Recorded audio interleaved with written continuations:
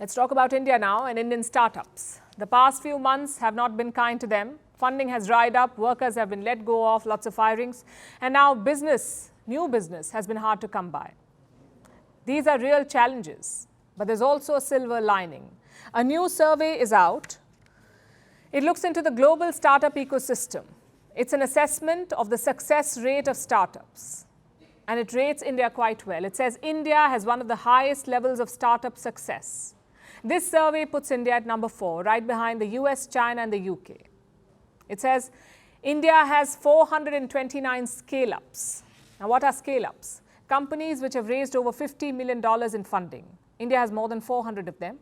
And collectively, these scale-ups have raised $127 billion in their lifetime, $127 billion.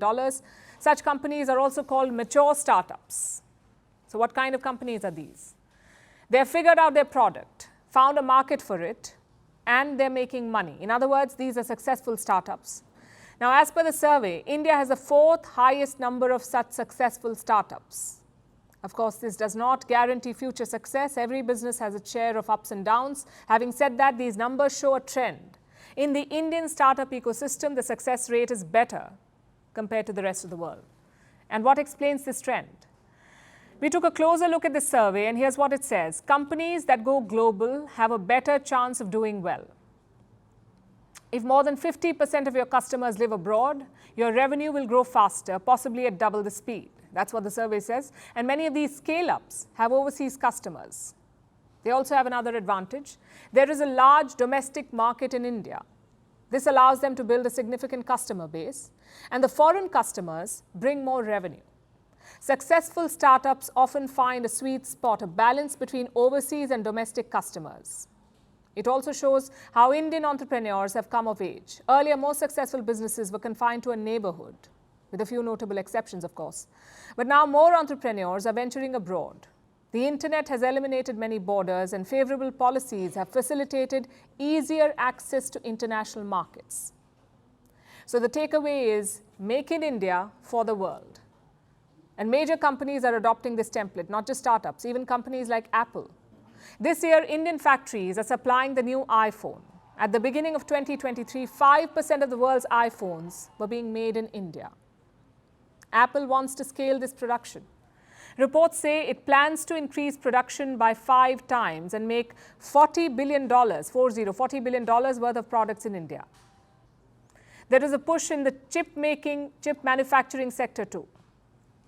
America's Micron is building a new plant. It is coming up in the state of Gujarat. This is in Western India. Gujarat is also Prime Minister Modi's home state. Now, Micron is setting up a semiconductor plant here. It will assemble and test new chips. The company is investing $2.75 billion in this new facility. Construction began last week. The plant will start operations in 18 months. Again, Micron is following the same template. It wants to make chips in India and supply them to the world. And given this trend, more investment is expected to follow into the country. JP Morgan is a major American bank, and it has made a prediction. It says global investors have $2 trillion to invest. $2 trillion. They're looking for new places to invest, and India is a viable option. They could pour anywhere between $100 and $150 billion into India. So JP Morgan is optimistic about India.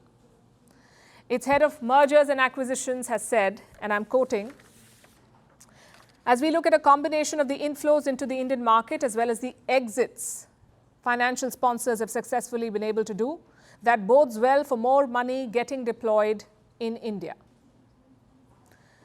It is hard to find a market like this which has the growth characteristics and stability as well as tech, healthcare, infra solutions that are being provided by a multitude of companies.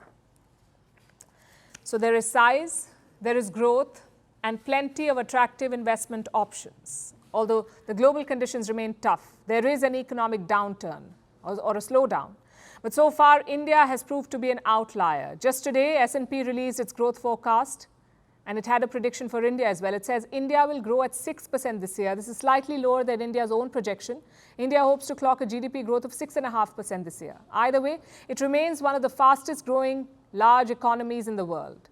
India's startups and big businesses are in a good position to capitalize on this growth.